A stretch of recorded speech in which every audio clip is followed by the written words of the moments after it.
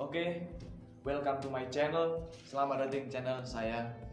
Nah, pada video kali ini kita akan membahas suatu permasalahan yang sangat serius. Why? Yap, suatu permasalahan yang mana banyak orang komplain perihal ini. Kenapa sih kok orang Tionghoa itu lebih cepat kaya? Kenapa sih kok orang Tionghoa paling kaya? No, ini adalah konsep yang salah. Saya tidak setuju dengan ini. Saya tidak setuju dengan orang-orang yang komplain bahwa orang Tionghoa itu lebih kaya, lebih cepat kaya. Tapi kalau kita melihat, ini ada salah satu konsep yang keliru dalam menafsirkannya. Kita harus mengetahui, gua di sini banyak sekali yang diberikan oleh atas-atasan saya. Keturunan atas saya ini mengajarkan kepada kita semua, kepada saya terutama, kepada turun-turunannya, untuk selalu berbuat demikian. Demikian ini akan saya berikan 5 konsep kepada Anda semua untuk merubah mindset Anda bahwa setiap orang itu bisa melakukannya. Tidak hanya orang Tionghoa. Ingat itu. Pertama, yaitu persentase simpanan. Kita itu diajarkan untuk selalu menyimpan apa yang telah diberikan kepada kita semua. Orang memberikan kepada kita, tidak langsung kita habiskan, tapi kita simpan terlebih dahulu. Why? Yap, karena dengan adanya simpanan, kita akan mudah untuk ke depannya. Seperti halnya kita mendapatkan gaji dalam pekerjaan. Nah, mendapatkan pekerjaan, gaji terutama, kita diminta untuk menyisihkannya 50%. Wow. Bahkan kita harus menyisihkannya 60%. Berarti kita menggunakannya cukup 30% dari gaji kita atau 40% dari gaji kita. Terus sisanya kemana? Disimpan. Supaya apa kita disimpan uang itu? Supaya kita dapat menggunakannya di hari esok. Terus bagaimana bisa orang-orang Tionghoa itu hidup di 30% atau 40% gajinya? Pasti bisa. Kita dituntut untuk bisa menggunakan, bisa mengefektifkan 30 atau 40% gaji kita. Jadi 1 juta kita gaji yang diberikan oleh bos. Kemudian 40% kita menggunakannya, sisanya 60% disimpan. 40% bagaimana caranya? 400.000 itu kita bisa hidup selama 1 bulan. Ingat itu. Yang kedua adalah untung lebih dikit tidak masalah. Wah, untung lebih dikit tidak masalah. Ya, itu menjadi suatu problematika yang harus kita tanamkan. Leluhur kami itu memberikan suatu konsep. Kalau misalkan kita melakukan sesuatu, no problem. Tidak masalah kalau kita mendapatkan untung yang lebih dikit. Untung dikit itu tidak masalah. Yang penting kuantitinya. Kuantitas jumlahnya itu lebih banyak. Oke. Dalam hal ini, mendapatkan suatu keuntungan itu tidak harus langsung banyak.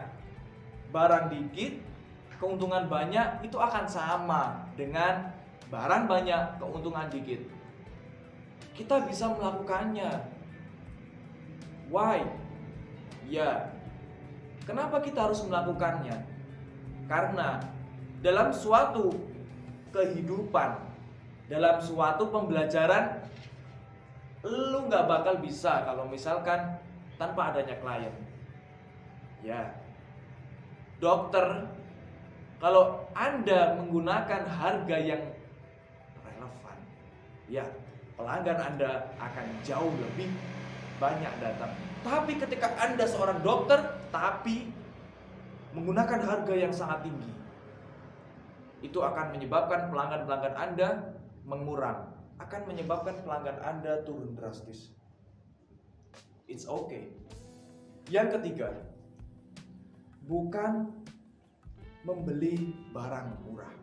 Ya, kita diajarkan untuk membeli barang yang lebih murah. Kita digunakan, barang itu akan digunakan sesuai dengan fungsinya, bukan dengan harganya. Ya, ingat itu. Kita membeli barang apa yang kita butuhkan karena fungsinya, bukan karena gaya-gayaan.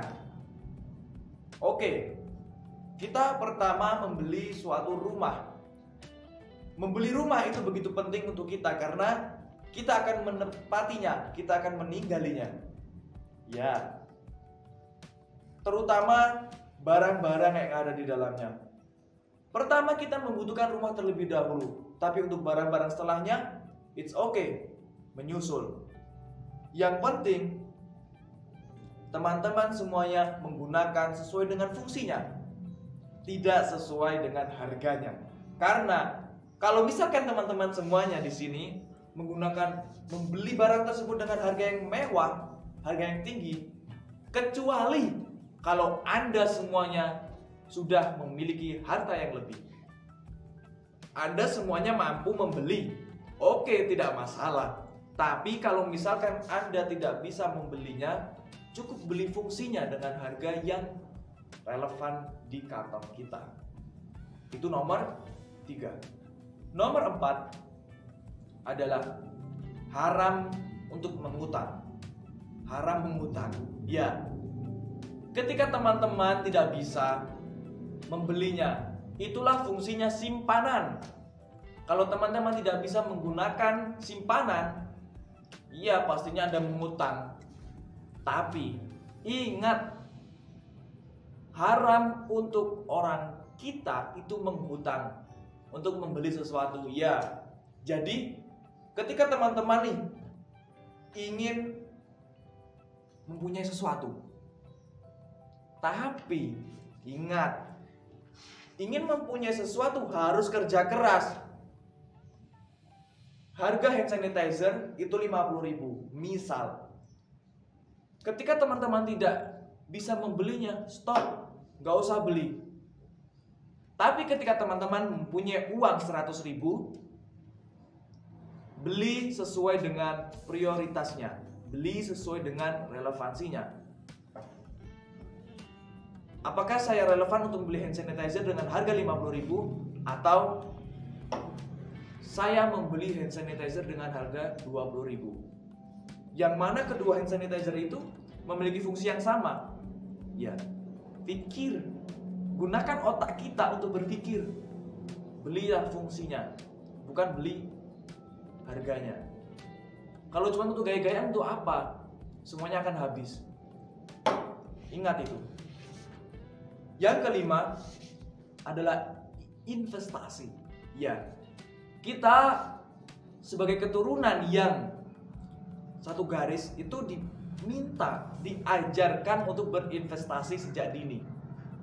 Ya, karena dengan berinvestasi kita meluangkan harta-harta kita, kita menempatkan harta-harta kita untuk hari esok. Jadi ketika teman-teman semuanya ketika tua, nggak usah berpikir panjang. Ketika teman-teman sudah punya cucu, nggak usah deh umur 30, 40. Ketika masa muda Anda sudah berinvestasi, ingat, uang tersebut akan bekerja untuk Anda. Anda akan merasakan investasi Anda. Percuma kalau Anda punya harta tapi tidak diinvestasikan. Ya, kami selalu diajarkan untuk berinvestasi. Misal, dalam berbagai hal yang harus kita utamakan. Pertama yaitu dalam perihal menabung.